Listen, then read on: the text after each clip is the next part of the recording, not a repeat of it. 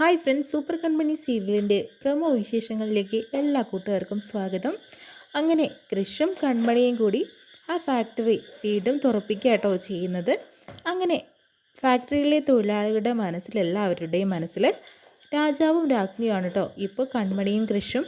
അവരോട് ഒരിക്കലും തന്നെ ഇവിടുന്ന് പോവരുതെന്ന് ആ പാവം തൊഴിലാളികൾ അപേക്ഷിക്കുന്നുണ്ട്. പക്ഷേ ഒരു കണക്കിന് അവർക്ക് പോയല്ലേ പറ്റൂ. അലിഗയിൽ ഇവർക്ക് വലിയൊരു നേട്ടമല്ലേ കൈവരിച്ചിരിക്കുന്നത്. അതുകൊണ്ട് തന്നെ അവർക്ക് തിരിച്ചു പോകണം. അങ്ങനെ ആ ഫാക്ടറി തൊഴിലാളികളോടൊക്കെ പറയുന്നുണ്ട്, എന്നാലും ഞങ്ങൾ പോയാലും ഇടയ്ക്കൊക്കെ നിങ്ങളെ കാണാനായിട്ട് വരും.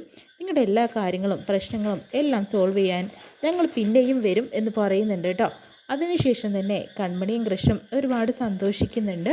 അങ്ങനെ കൺമണിയോട് സ്നേഹത്തോടു കൂടി സംസാരിക്കുന്നൊക്കെ ഉണ്ട് കൃഷി കേട്ടോ. അങ്ങനെ നീ ഇല്ലാതെ ഞാനില്ല കൺമണി എന്നൊക്കെ പറഞ്ഞിട്ട് അങ്ങനെ ഇരിക്കുന്നു. ആ സമയത്ത് തന്നെ പരസ്പരം ഉമ്മയൊക്കെ കൊടുക്കുന്നുണ്ട് കേട്ടോ. പിന്നീട് കാണിക്കുന്നത് നമ്മുടെ മാനസയും അതുപോലെ തന്നെ ചേച്ചിയമ്മയാണ്. അപ്പോഴത്തേനും മാനസയാണെങ്കിൽ അങ്ങേയറ്റം കുശുമ്പോടു കൂടി നിൽക്കുകയാണ്. കൺമണിക്ക് ഈ ഉയർച്ച കണ്ടിട്ട് താങ്ങാനാവാതെ നിൽക്കുക കേട്ടോ മാനസ. അതിനുശേഷം തന്നെ ചേച്ചി അമ്മ പറയുന്നുണ്ട്, മോളെ നീ വിഷമിക്കേണ്ട കാര്യമൊന്നുമില്ല. ക്രഷ് ഇവിടെ എത്തിയാൽ പോരെ, അവൻ എത്രയും പെട്ടെന്ന് ഇവിടെ എത്തും.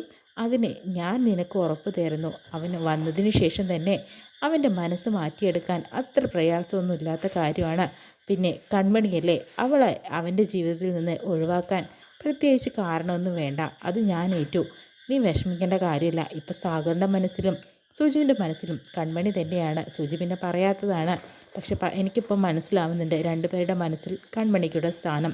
അത് നമ്മൾ തകർക്കും, കൺമണിയെ നമ്മൾ ഒഴിവാക്കും, കൃഷിനെ നിനക്ക് തന്നെ കിട്ടും എന്നൊക്കെ പറയുന്നു കേട്ടോ. അങ്ങനെ സാഗറിനെ വിളിക്കാനായിട്ട് കൺമണി പറയുന്നുണ്ട് കേട്ടോ കൃഷിനോട്. അങ്ങനെ സാഗറിനെ കൃഷി വിളിക്കുക കേട്ടോ ചെയ്യുന്നത്. അപ്പോഴത്തേനും അച്ഛന് മകൻ്റെ സൗണ്ട് കേൾക്കുമ്പോൾ ഒരുപാട് സന്തോഷമുണ്ട്. മകനും അങ്ങനെ തന്നെയാണ്. അച്ഛൻ്റെ സൗണ്ട് കേൾക്കുമ്പോൾ ഒത്തിരി സന്തോഷമുണ്ട്. പക്ഷേ രണ്ടുപേരും കൂടി അധികമൊന്നും സംസാരിക്കുന്നില്ല. സാഗർ പറയുന്നുണ്ട്, കൃഷി നിൻ്റെ അടുത്ത് കൺമണിയുണ്ടോ എന്ന് ചോദിക്കുന്നു. ഉണ്ട് അച്ഛ എന്ന് പറയാട്ടോ. എന്തായാലും നിങ്ങളവിടെ ചെയ്ത കാര്യങ്ങളൊക്കെ ഞാൻ അറിഞ്ഞു. നല്ല കാര്യമാണ്. ജീവിതത്തിൽ ഒരു പക്വതയും വിവരവും ഒക്കെ വരണം. അതിനു വേണ്ടി തന്നെയാണ് ദേവിച്ചി നിങ്ങൾ അങ്ങോട്ട് വിട്ടത്. അവിടുത്തെ കാര്യങ്ങളെല്ലാം തന്നെ കഴിഞ്ഞല്ലോ. എന്തായാലും എത്രയും പെട്ടെന്ന് തന്നെ തിരിച്ചു വരൂ എന്ന് പറയുന്നു. ഞങ്ങൾക്ക് ഇവിടെ കുറച്ചും കൂടി കാര്യങ്ങൾ ചെയ്തു തീർക്കണം എന്നും പറയുമ്പോഴത്തേനും, അത് നിങ്ങൾ രണ്ടുപേരും കൂടി ചെയ്തു തീർക്കേണ്ട കാര്യമൊന്നുമില്ല. നീ ഒരു കാര്യം ചെയ്യ്, നീ അവിടെ നിന്നോ, നീ എപ്പോൾ വേണമെങ്കിലും വന്നോ, കൺമണിയെ അവളെ ഇങ്ങോട്ട് അയക്കുമെന്ന് പറയുന്നു. അച്ഛാ അത് സാധിക്കില്ല, എനിക്ക് കൺമണിയെ ഇവിടെ നിന്ന് വിടാൻ സാധിക്കില്ല. അതെന്താ നീ അങ്ങനെ പറഞ്ഞതെന്ന് ചോദിക്കുമ്പോഴത്തേനും, ഇത്രയും പെട്ടെന്ന് തന്നെ അവളെ ഇങ്ങോട്ട് അയക്കണം, അതിന് വേണ്ട കാര്യങ്ങളൊക്കെ ഞാൻ ഇവിടെ ചെയ്തു വെച്ചിട്ടുണ്ടെന്ന് പറയാം കേട്ടോ. എനിക്ക് അവളില്ലാതെ ഒന്നും വേണ്ട എന്ന് പറയുന്നു കേട്ടോ.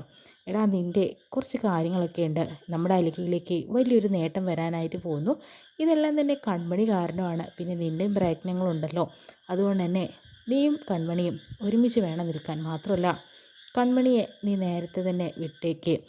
പിന്നെ അവളൊരു സ്റ്റാഫ് കൂടിയാണ്, അത് മനസ്സിലാക്കണം. നീ മാനസിക വിവാഹം കഴിക്കാനായിട്ട് പോകുന്ന ഒരാളാണ്. അത് മനസ്സിലാക്കിയിട്ട് വേണം അവിടെ നിൽക്കാനെന്നും പറയുമ്പോൾ, എനിക്ക് കൺമണിയില്ലാതെ ഒരു നേട്ടവും വേണ്ട എന്നൊക്കെയാണ് കൃഷി പറയുന്നത് കേട്ടോ. അങ്ങനെ തന്നെ എനിക്ക് അവളില്ലാതെ ഒന്നും തന്നെ വേണ്ട. ഞാൻ അങ്ങോട്ട് വരികയില്ല. വരികയാണെങ്കിൽ ഞങ്ങൾ രണ്ടുപേരും ഒരുമിച്ച് തന്നെയായിരിക്കും വരിക എന്ന് പറയുന്നു കേട്ടോ. അതിനുശേഷം തന്നെ കൃഷി കൺമണിയോട് പറയുന്നുണ്ട്, നീ ഇല്ലാതെ നിന്നെ ഒറ്റയ്ക്ക് വിടാനാണ് അച്ഛൻ പറയുന്നത്. നീ ഇല്ലാതെ ഞാനും ഉണ്ടാവില്ല കൺമണി. എനിക്ക് ഒന്നും വേണ്ട. അലിഗയിലേക്കുണ്ടായ വലിയ നേട്ടത്തിൻ്റെ ഒരു പങ്കാളിയാകാൻ ഞാൻ താല്പര്യപ്പെടുന്നില്ല. നീ വേണം എൻ്റെ കൂടെ ഉണ്ടെങ്കിൽ മാത്രമാണ് അതിന് ഞാൻ നിൽക്കുള്ളൂ എന്ന് പറയുന്നു കേട്ടോ. അങ്ങനെ സാഗർ ഒരു കാര്യം ചെയ്യുന്നുണ്ട്, ദേവ്ജിയെ വിളിച്ചിട്ട് അവരോട് ഇങ്ങോട്ട് വരാനായിട്ട് പറയുന്നുണ്ട്. അപ്പോൾ ദേവ്ജി പറയുന്നുണ്ട്, ഞാൻ പറഞ്ഞാൽ അവർ കേൾക്കുമെന്ന് അറിയില്ല സാഗർ.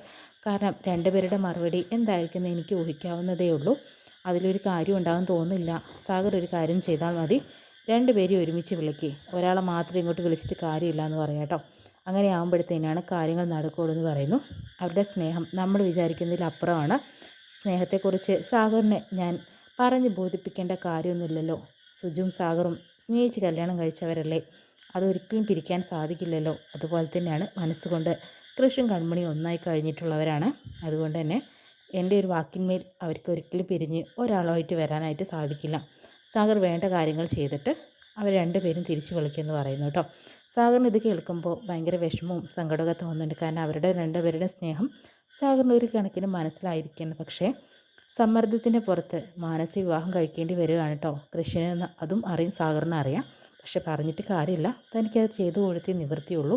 കൺമണിയെ ഒരു സ്റ്റാഫായിട്ട് തന്നെ കാണണമെന്ന് എപ്പോഴും മനസ്സുകൊണ്ട് പറഞ്ഞുകൊണ്ടിരിക്കുക കേട്ടോ സാഗർ. ഇത്രയും കാണിച്ചുകൊണ്ടാണ് പ്രമോ കഴിയുന്നത്. എപ്പിസോഡ് വിശേഷമായിട്ട് കാണാം.